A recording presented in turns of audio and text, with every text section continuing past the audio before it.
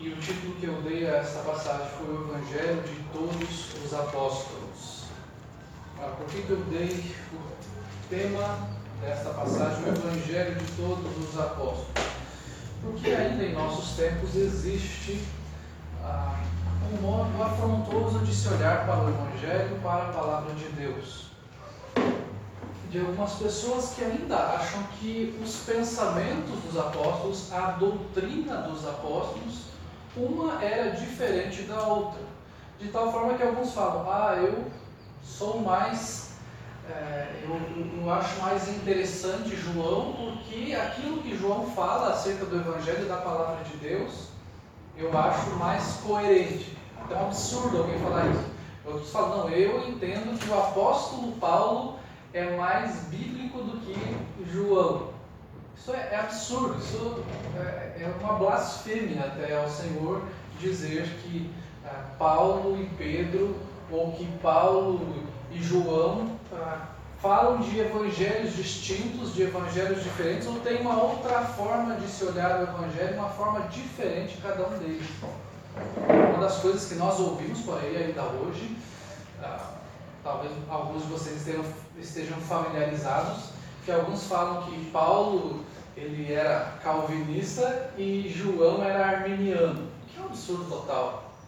Se alguém fala isso não sendo de brincadeira, e até de brincadeira eu não aconselho que ninguém faça dessa forma, se alguém fala isso de forma séria, está blasfemando contra a palavra de Deus.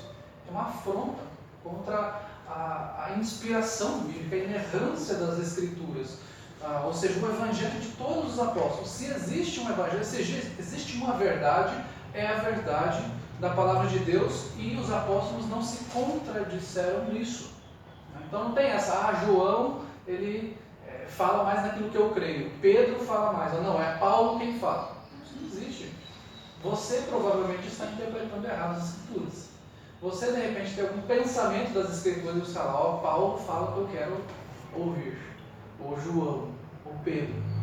Então quer dizer que você não tem um conhecimento específico daquela situação, e aí você tenta falar, não, eu prefiro este apóstolo. O Evangelho de todos os apóstolos. Existe apenas uma verdade, eles falaram a mesma coisa. Podem ter falado com outras palavras, mas falaram a mesma coisa. Vamos ler o texto de Gálatas capítulo 2, versículo 1 ao versículo 10. 14 anos depois, subi outra vez a Jerusalém com Barnabé, levando também a Tito. Subi em obediência a uma revelação e lhes expus o evangelho que prego entre os gentios, mas em particular aos que pareciam de maior influência, para de algum modo não correr ou ter corrido em vão. Contudo, nem mesmo Tito, que estava comigo, sendo grego, foi constrangido a circuncidar-se. E isso por causa dos falsos irmãos que se entremeteram com o fim de espreitar a nossa liberdade que temos em Cristo Jesus e reduzir-nos à escravidão, os quais nem ainda por uma hora nos submetemos para que a verdade do Evangelho permanecesse entre vós. E quanto àqueles que pareciam ser de maior influência, quais tenham sido outrora, não me interessa, Deus não aceita a aparência do homem, esses digo que me pareciam ser alguma coisa, nada me acrescentaram. Antes, pelo contrário, quando viram que o evangelho da incircuncisão me fora confiado, como a Pedro da circuncisão, pois aquele que operou eficazmente em Pedro para o apostolado da circuncisão, também operou eficazmente em mim para com os gentios. E quando conheceram a graça que me foi dada, Tiago, Cefas e João, que eram reputados colunas, me estenderam a mim e a Barnabé a destra de comunhão, a fim de que nós fôssemos para os gentios, e eles para a circuncisão, recomendando-nos somente que nos lembrássemos dos pobres, o que também me esforcei por fazer. Depois que o apóstolo Paulo falou que ele não tinha encontrado com os apóstolos, que ele havia recebido uma revelação do próprio Deus, portanto ele era autoridade apostólica, assim como os outros 12 também o eram. Ele fala, depois destes 3 anos eu me avistei com Cefas, eu permaneci com ele 15 dias, e depois disso passaram-se 14 anos para eu encontrar com esses homens novamente. E nesses 14 anos, depois desses 14 anos, é que ele fala que vai a Jerusalém novamente, levando Barnabé e também a Tito. Então perceba que ele não recebeu o Evangelho dos Apóstolos, como eu falei já na semana passada, que não era possível ele receber completamente o Evangelho em 15 dias, até porque os apóstolos conviveram com o Senhor durante 3 anos e muitas vezes eles ainda se achavam confusos em algumas questões, até receber a revelação completa do Senhor. E aqui então Paulo passa esses 15 dias e ele demora 14 anos novamente para ir até estes apóstolos. 14 anos é um tanto de tempo. Alguns de vocês aqui sequer existiam há 14 anos atrás. E muitos de nós éramos jovens há 14 anos atrás. Então 14 anos é bastante tempo. 14 anos atrás nós estávamos lá em 2003. Não é? Bastante tempo. Se você for colocar, você vai pensar, onde eu estava 14 anos atrás?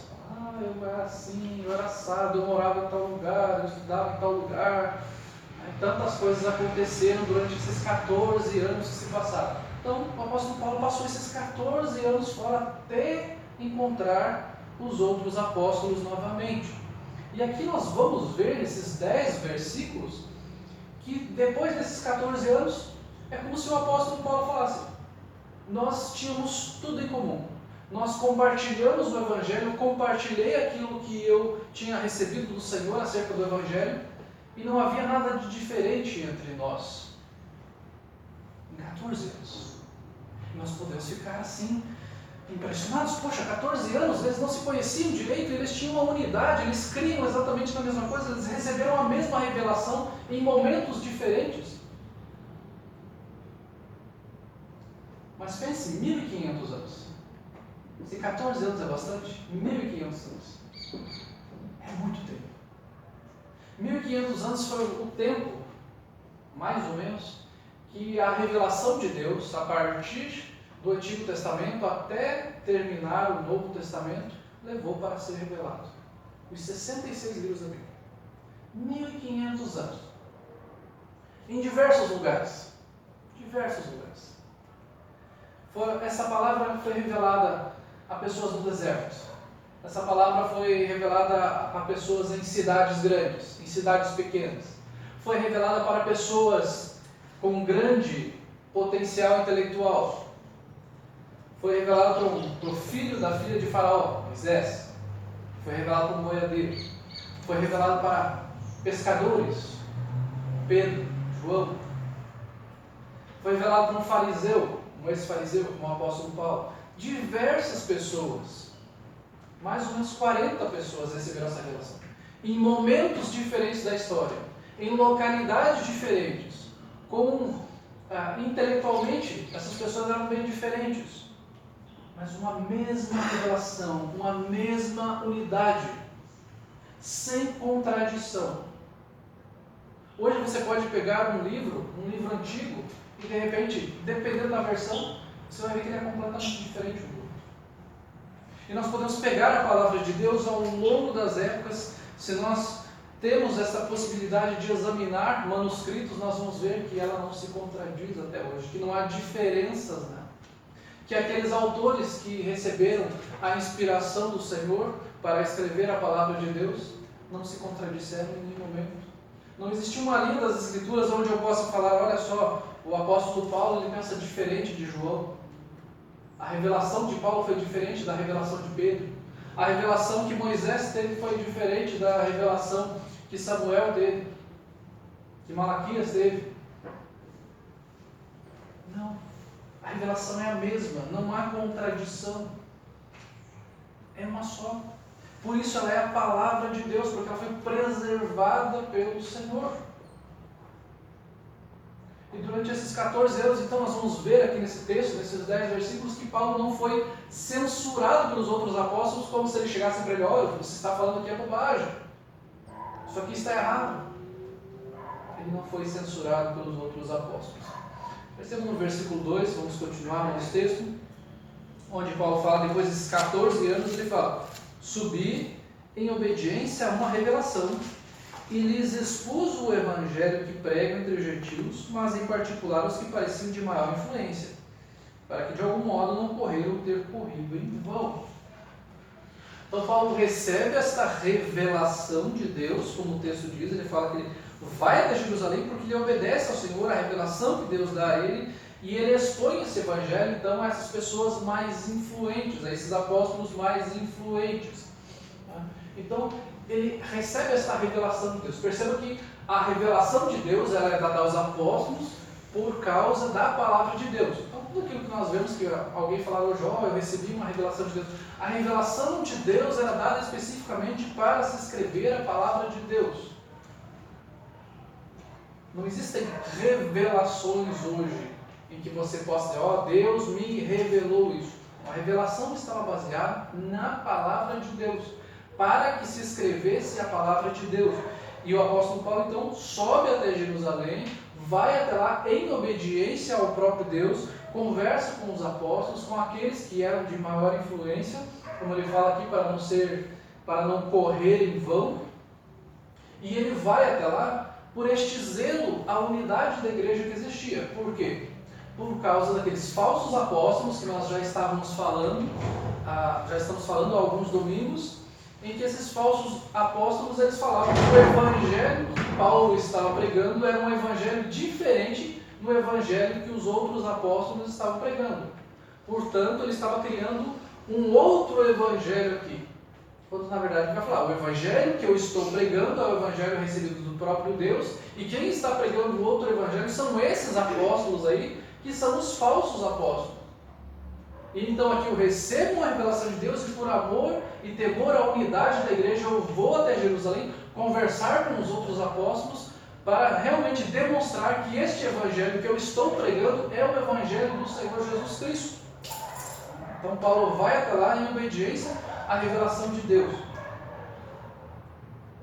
Versículos 3 ao 5.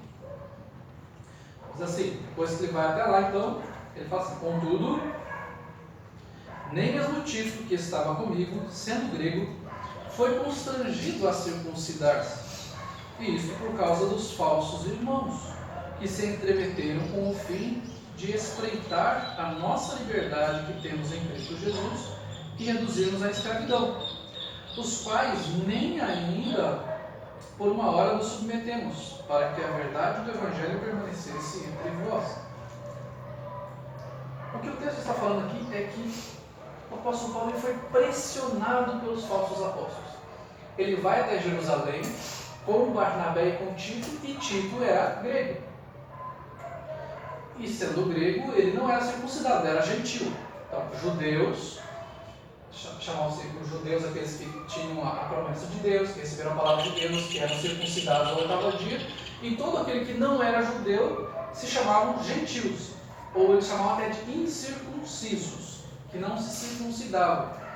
Como os falsos apóstolos estavam falando, você tem que crer em Cristo, e além de crer em Cristo, você precisa se circuncidar para realmente a sua salvação ser completa, para você ser realmente salvo. O apóstolo Paulo fala aqui, eu não circuncidei a Tito. Eu recebi a pressão desses falsos apóstolos e não cedi a esta pressão. Porque eles tentavam nos escravizar. Porque eles tentavam nos colocar contra a parede. Porque se ele fizesse a circuncisão em Tito, o que os falsos apóstolos diriam? Quando ele estava lá, ele falava contra a circuncisão, mas agora que ele vai encontrar os apóstolos, ele circuncidou, viu? Ele mudou de ideia. E como ele não circuncidou, eles continuavam acusando o apóstolo Paulo de que ele estava contra a lei de Moisés.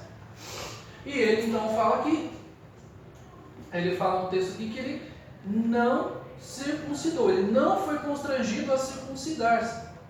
E o versículo 4 diz, e isto por causa dos falsos irmãos que se entremeteram com o fim de espreitar a nossa liberdade. Ele fala, eram falsos irmãos. tinham um zelo sem entendimento. Eram pessoas que pareciam irmãos e não eram. O texto fala se entremeteram. O que quer dizer isso? Se infiltraram. Se você já viu aqueles filmes que são mais de Idade Média, de castelos, essa ideia que se entremeteram, se infiltraram. É como um agente que entra dentro de um castelo, dentro de uma muralha, se faz como daquela população, mas na verdade ele é o inimigo. E esse inimigo se infiltra ali com o fim de escravizar o povo que está dentro dessa muralha. Então os falsos apóstolos, os falsos irmãos, eram aqueles que estavam na igreja, se infiltraram na igreja e estavam tentando tirar a liberdade da igreja, tentando trazer uma doutrina que não era uma doutrina verdadeira para a igreja, ou seja, acrescentar a circuncisão ao evangelho de Jesus Cristo. Então eles estavam tentando minar a igreja por dentro, se infiltrando na igreja por dentro, tentando destruir ela de dentro para fora, tentando acabar com a igreja do Senhor. E o apóstolo Paulo então fala, eles tentaram fazer isso com o fim de respeitar a nossa liberdade que temos e reduzirmos à escravidão. Tentaram nos minar por dentro para que nós nos tornássemos escravos. Nós somos servos de Cristo, nós saímos da escravidão do pecado e eles queriam nos levar de volta para a escravidão. Queriam nos levar novamente para o jugo. Queriam nos tirar dessa liberdade maravilhosa que nós temos em Cristo para viver uma vida de ordenanças, achando que aquilo que nós fazemos vai nos levar para mais perto de Cristo, ao invés do que aquilo que Cristo fez na cruz por nós é necessário. E é o que Cristo fez na cruz que é necessário. Não o que nós podemos fazer a mais para Ele. Nós não podemos fazer nada.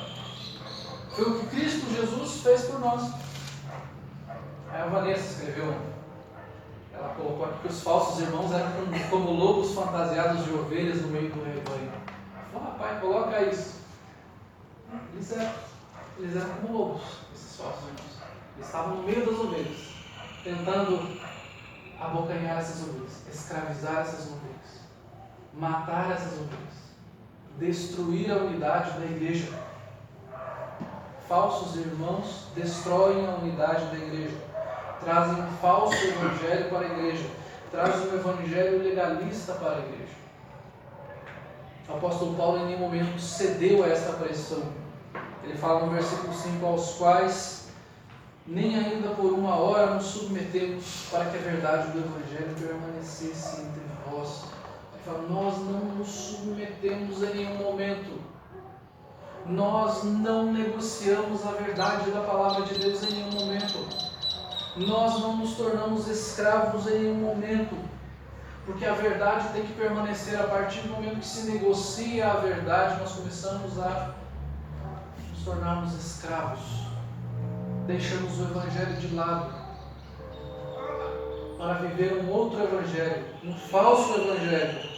E Paulo não se submete a este falso evangelho. Paulo não se submete a esse tipo de escravidão. Paulo se mantém firme. Paulo mantém a verdade do evangelho. Ele fala, a verdade do evangelho tem que permanecer em nós. Nós não precisamos acrescentar nada ao evangelho do Senhor Jesus Cristo. Versículos 6 ao 9.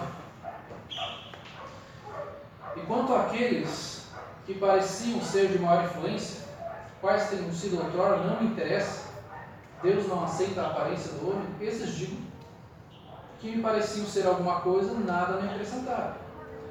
Antes, pelo contrário, quando viram que o evangelho da incircuncisão me fora confiado, como a Pedro da circuncisão, pois aquele que operou eficazmente em Pedro para o apostolado da circuncisão, também operou eficazmente em mim para os gentios.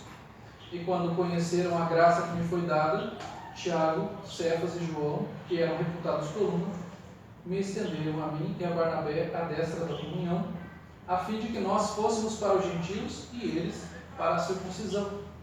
Paulo coloca então aqui a união que ele teve com os outros apóstolos. Ele fala, eu encontrei com aqueles que tinham de maior influência, e não importa a influência que eles tinham, porque Deus não fica olhando a aparência, mas Deus olha para nós, para o nosso interior. Pedro, sim, tinha maior influência, João, Tiago tinha maior influência, mas o texto, do versículo 6 fala, nada me acrescentaram. Aquilo não está sendo arrogante. Ele está falando, eles não tinham nenhuma novidade, eu sou melhor do que eles. O que ele está falando é, o evangelho que eles pregavam, eu estava pregando. Aquilo que eles criam, eu creio. Aquilo que eles pregam como algo contra a palavra de Deus, eu estou pregando contra. Ou seja, o evangelho que eles pregam é igual ao evangelho que eu estou pregando. Não existe Pedro contra Paulo, não existe João contra Paulo. É o evangelho unido. É o evangelho de todos os apóstolos.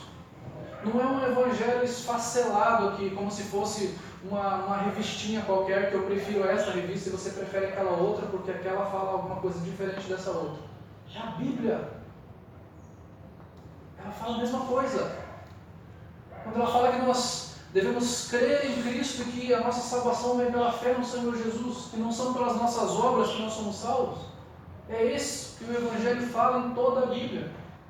A Bíblia não fala em salvação pelas obras, por aquilo que vão fazer. Toda ela, os 66 livros da Palavra de Deus. Ele fala, nada foi acrescentado.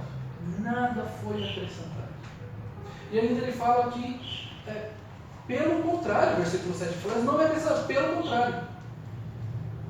Quando viram que o Evangelho da incircuncisão me foi confiado, um Pedro da circuncisão, ele fala, olha, eles reconheceram que o meu ministério era o ministério de levar a palavra de Deus aos gentios, ou seja, aqueles que não eram judeus. Paulo pregou aos judeus também. Sabemos que Paulo pregou aos judeus. Mas o ministério específico de Paulo era o ministério com os gentios, com os povos, com os gregos. Tanto que nós vamos ver várias cartas aqui que são para os gentios. E aí sim, ele fala, o evangelho que eu vou pregar, a única diferença que tem aqui é, eu vou pregar para os gentios e eles vão pregar para os judeus. Nós temos ministérios diferentes, nós temos localidades diferentes, nós temos um público diferente, mas nós vamos pregar o mesmo evangelho. É igual hoje, gente. Nós podemos pregar em países diferentes, em lugares diferentes de Ponta Grossa, para pessoas diferentes, para público diferentes, universitários, crianças, skatistas, surfistas. O evangelho é o mesmo. Você não vai mudar o evangelho. Você vai falar o mesmo evangelho. Foi o que Paulo falou. O evangelho que eu prego, o evangelho que eles pregam, eu vou pregar para um público, eles vão pregar para o outro, mas vamos pregar a mesma coisa.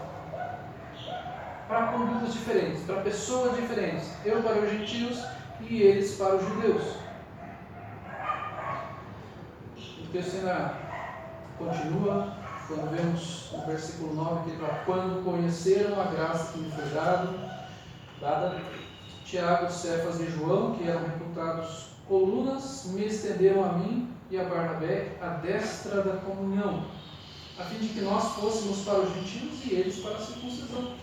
Então, eles, como se eu estivesse falando, eles me abençoaram, eles oraram por mim, eles aprovaram aquilo, eles viram aquilo como obra de Deus mesmo.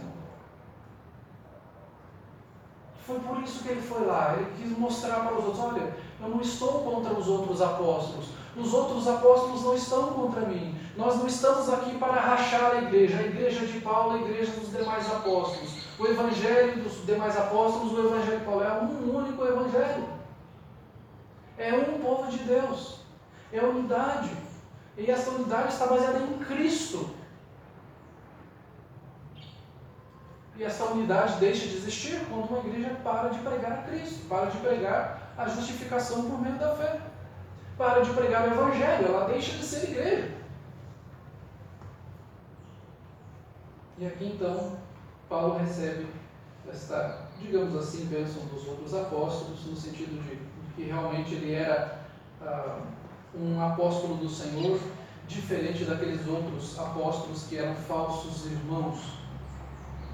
E aí ele fala no versículo 10, vamos acrescentar ainda aqui o versículo 9, que nada foi acrescentado, e uma coisa que fica para nós aqui até o versículo 9, é que tem duas características o ensino apostólico, que é a inspiração, ou seja, Deus usa esses homens para que preguem a palavra de Deus, e eles escrevem a palavra de Deus, e ela é inerrante então, e a preservação da palavra de Deus. Depois de todo esse tempo, eles pregaram a mesma coisa. Todos juntos pregando em diferentes lugares a mesma coisa. E o versículo 10, para encerrarmos, ele fala assim: recomendando-nos somente que nos lembrássemos dos pobres, e também me esforcei por fazer.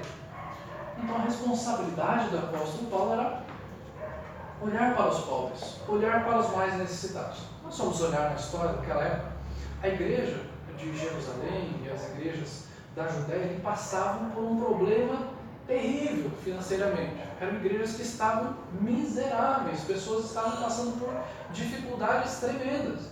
E os outros apóstolos falam: não se esqueçam das igrejas, não esqueçam de ajudar os mais pobres, não se esqueça de dar donativos para aqueles que estão necessitados. Então, nós vamos ver o próprio apóstolo Paulo elogiando algumas igrejas ali por serem igrejas que estavam mandando donativos para essas igrejas da Judéia, mesmo sendo igrejas pobres, enviando ofertas para os mais pobres ainda, falando da generosidade destas igrejas. Então, o apóstolo Paulo tem esta responsabilidade de lembrar dos mais pobres. É como se os outros apóstolos estivessem falando: vocês devem lembrar daqueles que lhes pregaram o Evangelho, de como chegou esse Evangelho até vocês, e vocês, por amor a esses irmãos, auxiliar esses irmãos que neste momento estão passando por uma grande dificuldade. Então, lembrem-se dos mais pobres. Esta era uma responsabilidade do apóstolo Paulo, e ele fala que ele se esforçou por fazer, de pregar, de anunciar àqueles irmãos a necessidade de generosidade para com os outros irmãos que estavam necessitando de donativos para sobreviver. O que nós podemos pensar para hoje? Não confie em novas revelações. Nós vemos aqui que o apóstolo Paulo ele foi até Jerusalém por causa de uma revelação do Senhor. Hoje nós já temos a revelação completa, que é a palavra de Deus. 106 livros. Se alguém chegar para você: olha, eu tenho uma revelação para você, mas essa revelação é da palavra de Deus. Se ela não for da palavra de Deus, foi o que o próprio apóstolo Paulo falou: se alguém vir até vocês, mesmo que seja eu, nós, ele fala no caso, as pessoas que estavam com ele, e fale um outro evangelho além desse, que seja considerado anátema. Está lá no capítulo 1, versículo 8. Mesmo que seja um anjo que vem até aqui.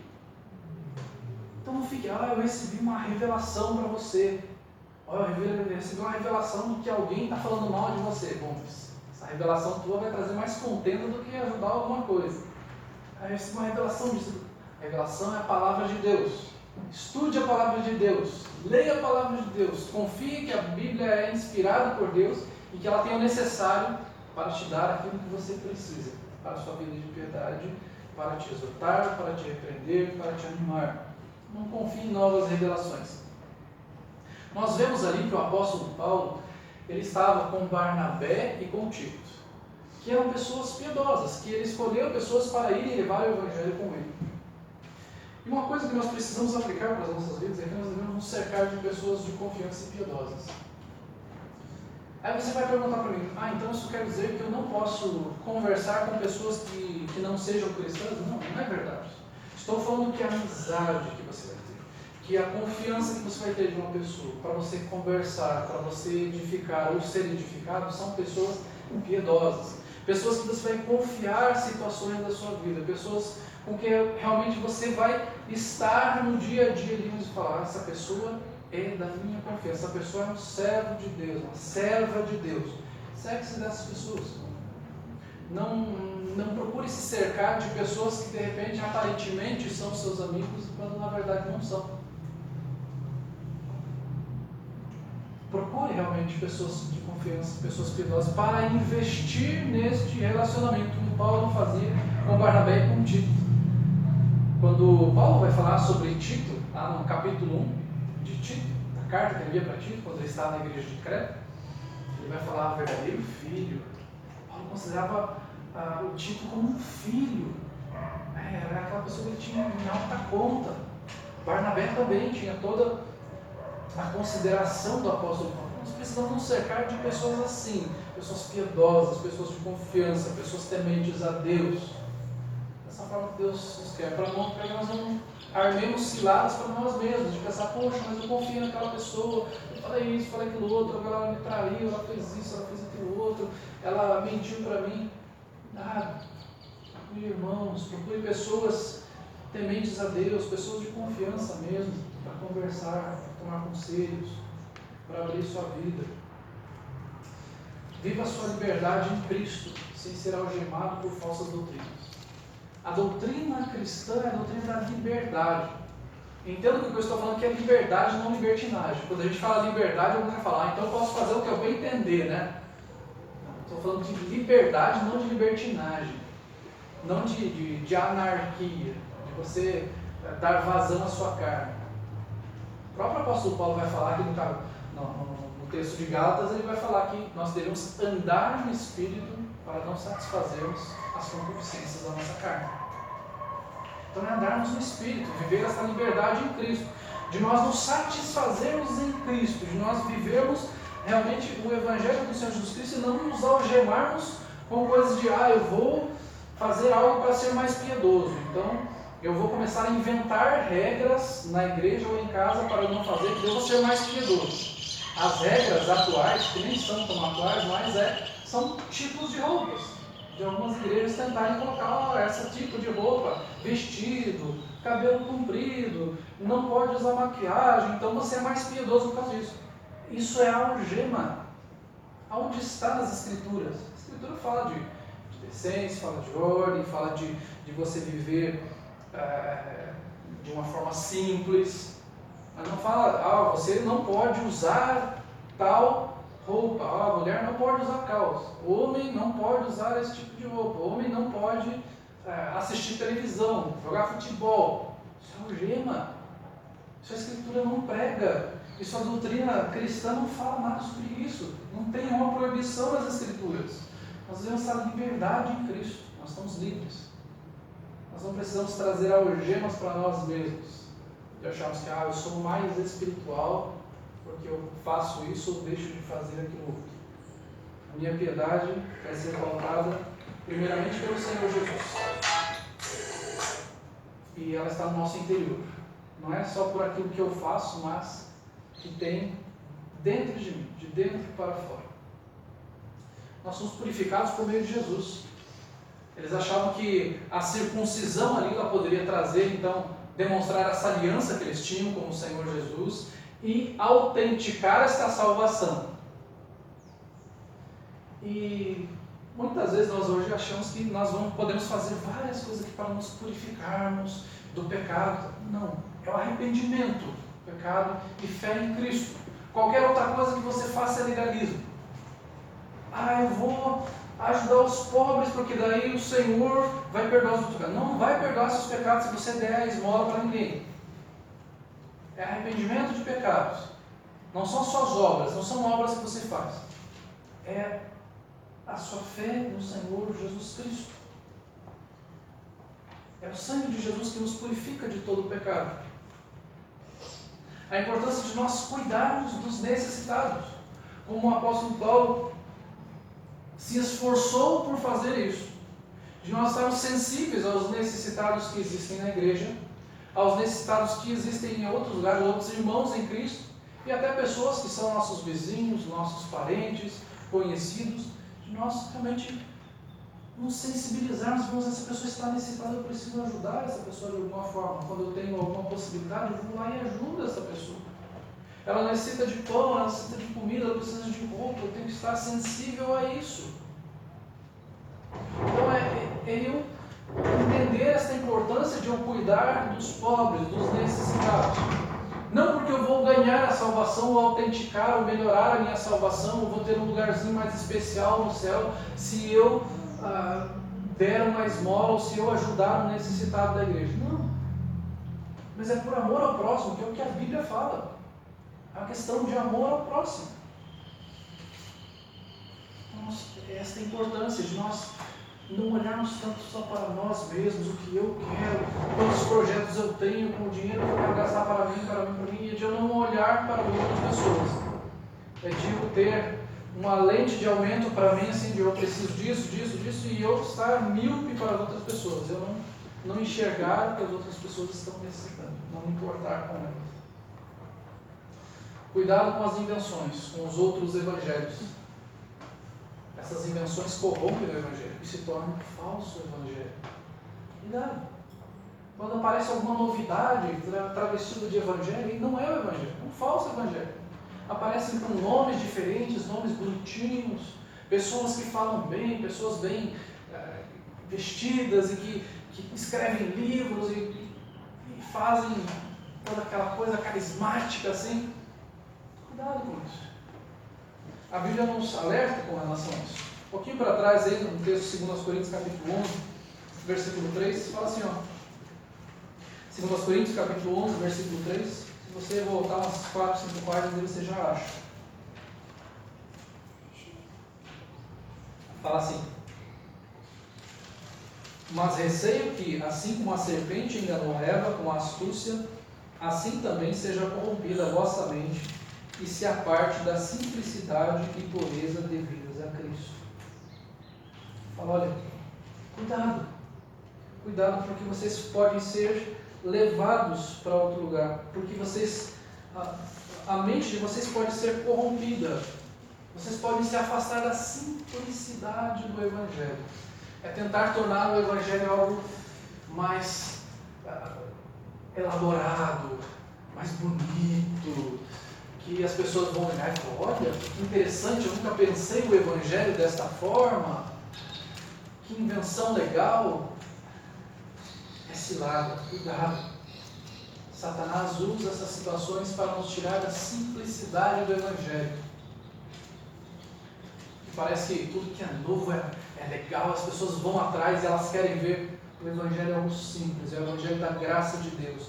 É o Evangelho que nos tira das algemas do pecado e nos leva para Jesus Cristo. O sangue de Jesus nos purifica de todo pecado. O que Cristo fez na cruz foi para nos tirar as algemas e não para nos colocar algemas. Então, quando nos tira as algemas, não vamos procurar outras algemas para nos acorrentar. Vamos viver essa liberdade em Cristo. Vamos viver essa satisfação em Jesus Cristo. Vamos compreender esta unidade do Evangelho. O Evangelho é um só. É o Evangelho pregado pelos apóstolos. Viva essa unidade. Não tente achar aqui um Evangelho diferente. O que João fala é a mesmíssima coisa que Paulo fala, que Pedro fala, que Tiago fala. É o mesmo Evangelho. E cuide-se. Cuide-se com pessoas que se dizem irmãos e que querem encontrar contradições nas Escrituras. Olha, eu creio no Evangelho, mas você precisa viver o Evangelho mais isso aqui. Cuidado com isso. Se necessário, combata esta falsa doutrina e se afaste dessa pessoa. Mas viva a simplicidade do Evangelho. Que Deus nos fortaleça, que Deus nos capacite a viver o único Evangelho verdadeiro, que é o Evangelho do Senhor Jesus Cristo. Obrigado pelos seus apóstolos. Vamos orar.